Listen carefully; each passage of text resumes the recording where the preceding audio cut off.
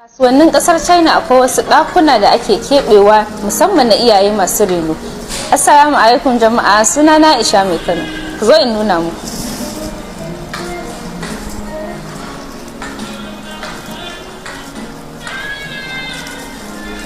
Kun ga kamar nan wajen wurin da za a yi ma yaro tsarki ne ko a canja mashi diaper, gashi nan.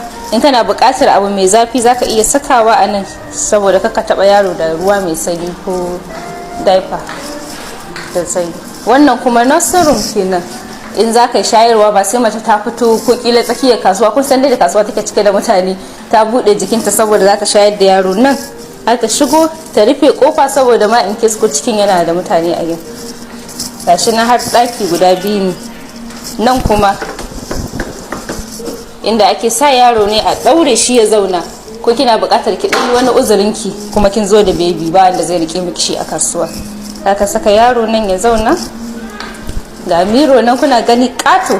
Ya kamata duk wani abu na kasuwanci ya zama an yi shi ta yadda mutane za su samu kwanciyar hankali, ta yadda za su biya bukatunsa cikin jin daɗi. Kamar dai kun ga wannan, bai za mu koya daga cikin irin wannan abu da suke yi? Ku rubuta mun a comment.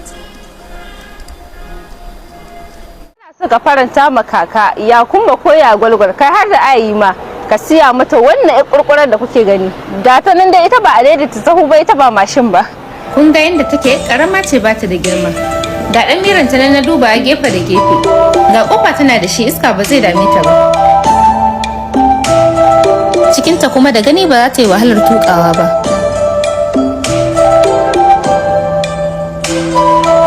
Ga dan karfanta a baya, icce ne, harawa, turmi da tabarya, komai ma za ta iya daurewa a jiki. Saman ta kuma a rufe, babu ruwanta zafin rana, kamar dai tana cikin mota.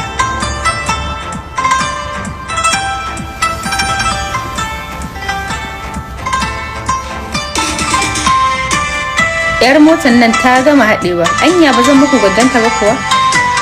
Gata nan dai son kowa kin wanda ya rasa, kai har budurwar kama in sunanta Asma'u kana iya siya mata. Wa kuka hango yana tuka cikin wannan mota a unguwarku? Ku rubuta mu a comment.